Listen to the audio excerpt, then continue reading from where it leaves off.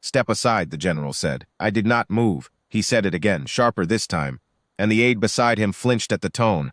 A man used to being obeyed twice, never 3 times. The general wore his decorations the way some men wear medals, like proof. 11 rows of ribbon, a sash, a ceremonial sword he had not drawn in 30 years. Behind him, the procession of foreign veterans waited under the archway, and behind them, the crowd pressed close against the rope line, phones already lifting. I was posted at the eastern gate of Aldenmere, where I had stood 1,100 mornings before this one. My orders were simple: hold the line. Let the procession pass through the center arch. I was standing exactly where I was meant to stand. The general did not know that.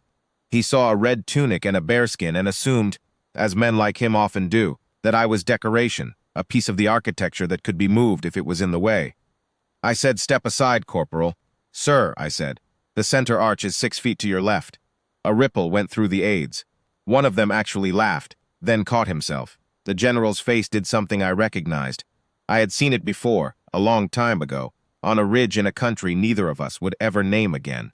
It was the look of a man who has just been told something is not where he expects it to be, and does not yet understand why that should bother him. 6 feet, he repeated. "Yes, sir."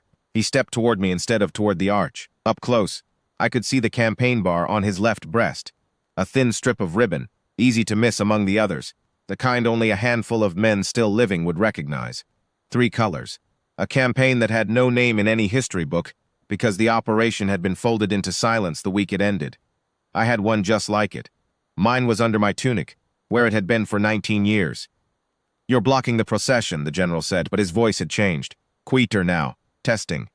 "No, sir," I said. "I'm holding the post I was assigned." Behind him, the equerry, a small, precise man named Holt, who had run protocol at this gate for longer than I'd been alive, was moving toward us at a pace, just short of running, the particular gait of a man trying not to look alarmed in front of cameras.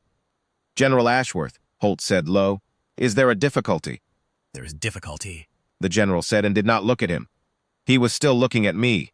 At the campaign bar, I realized. He had seen it the moment he stepped close. 3 colors. A ribbon his own staff would not have known to look for, because the records had been sealed. "Where were you posted?" the general said. "In 06. It was not really a question. It came out the way orders come out. Automatic, before the man giving them has decided to give them. "Forward operating base, Calder Ridge, sir," I said. "2nd platoon. Reconnaissance, element." The crowd had gone quiet in the way crowds do when they sense something is happening that they don't have words for yet. Not noise, but the particular hush of 200 people leaning in at once. "That base doesn't exist," the general said. "Officially." "No, sir, it doesn't. It was struck from every record, every roster. The men who were there were reassigned," I said. Quietly. Most of us never spoke of it again. The general's hand had drifted, almost without his noticing, toward his own ribbon. The thin 3-colored bar, half hidden under the others. I watched him touch it the way a man touches an old wound through a shirt, checking it's still there. "I commanded that operation," he said, quieter still. "I gave the order to hold the ridge for 48 hours past the original window. I was told the cost was acceptable. I never knew the names. They kept the names from me. They said it was for my protection, in case the operation was ever." He stopped. "Investigated," I said. "Yes. It wasn't, sir. As far as I know, it never was." The equerry had stopped a few feet away, and behind him I could see the procession beginning to fracture at the edges. Veterans turning to look, back, sensing the stillness ahead of them, the kind of stillness that means something. A young woman near the front of the line, a wheelchair beside her, had gone very still herself, watching. 41 men held that ridge, the general said. His voice had dropped below the noise of the crowd now, so that only I, and Holt, close behind him, could hear it clearly. 41. I have spent 20 years believing the number was higher than it should have been, and lower than it was. I was never told which. I was never told anything. They closed the file the week it ended, and every man on that ridge was scattered to 4 corners and told to forget it. Had a name. Most of us did forget the name, sir, I said. We kept the rest. How many, the general said, are still? I don't know, sir. I never tried to find out. It seemed safer for everyone if I didn't. For a long moment, the general did not say anything at all. The crowd's hush had become something else now. Not curiosity, but the particular silence of people who understand, without being told, that they are watching something that matters, and do not want to be the ones who break it. I should explain why I never tried to find out. When I came home from Calder Ridge, I was given two options, and both of them were phrased as kindnesses. The first was a discharge with a citation that named no operation, no ridge, no 48 hours, a single sentence about meritorious conduct that could have described anything or nothing. The second was a posting here, at the gate, where a man could stand very still for a very long time and not be asked questions by anyone, ever, about where he had been or what he had carried back with him. I took the second, not because I was ashamed of the ridge, because I had learned, in those 48 hours, that the things worth doing are not always the things worth talking about, and that a man who has held a line under fire develops a particular taste for standing still afterward. The post suited me. It asked nothing I did not already know how to give.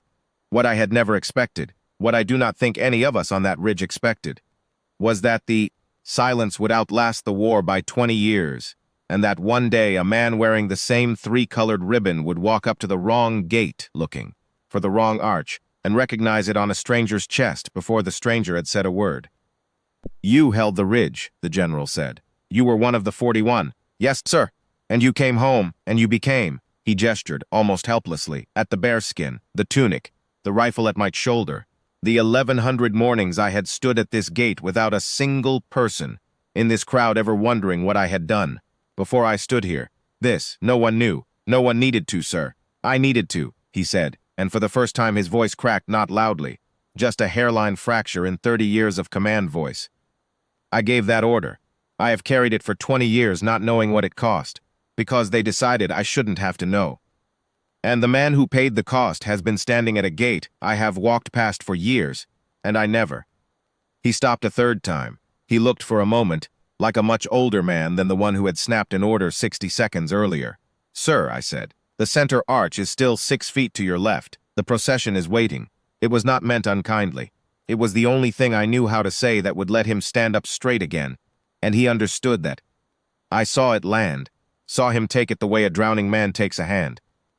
He did not step toward the arch. Instead, he turned to face the procession. 40 or 50 veterans in wheelchairs and on canes and standing tall in old uniforms, the crowd beyond them utterly silent now, and he said, in a voice pitched to carry, the voice of a man who has given 1,000 orders and is about to give one that costs him something. "Hold the procession." Holt's mouth opened. Nothing came out. "This man," the general said, turning back to me, and for the first time he did not call me corporal, held Calder Ridge for 48 hours under an order I gave personally, in a campaign this country has never officially acknowledged existed. I do not know his name. I have never known his name. I would like to know it now. "Corporal Garrick Mott, sir," I said. It was strange, hearing it said aloud at that gate, after 1100 mornings of silence. "Corporal Mott." The general said it again, as if setting it down somewhere it would not be lost a second time. He turned to Holt. "I want this man's record found. Not the sealed file. I know that doesn't exist. I want it rebuilt today. And I want it entered properly, with whatever honors were withheld. And I want it done before this procession reaches the memorial, because I am not walking past that wall again without his name being somewhere on it." Holt, to his credit, did not hesitate more than a second. He turned and said something quiet and urgent to one of the household stewards, who was already moving. The general turned back to me. The crowd was still silent, but it was a different silence now, the kind that comes before something, not after. "Corporal Mott," he said, "will you walk with the procession? Not as a guard, as one of them." I had not stepped off that post in 1100 mornings. The orders did not permit it, and I had never wanted them to. The post was the post. It asked nothing of me but stillness, and stillness was a thing I had become very good at. But I looked past the general, at the veterans waiting under the arch. Old men in old uniforms, men who had held ridges of their own, in campaigns with names and without them, and I thought of 41 men on a ridge whose names had been folded away because it was easier than carrying them. I stepped off the line. It was the smallest movement, 1 pace, no more. But I heard it ripple through the crowd the way a stone's first ring moves across still water. Somewhere behind me, someone began to clap, and then it was not one person, and then it was not a sound I could separate into individual hands at all, just a single rising weight of noise that I had not heard directed at me in 19 years, and had stopped somewhere along the way. expecting ever to hear again. I walked beside the general through the center arch. The veterans parted slightly to let me into their line, the way men who have held ground together make room for one more without being asked.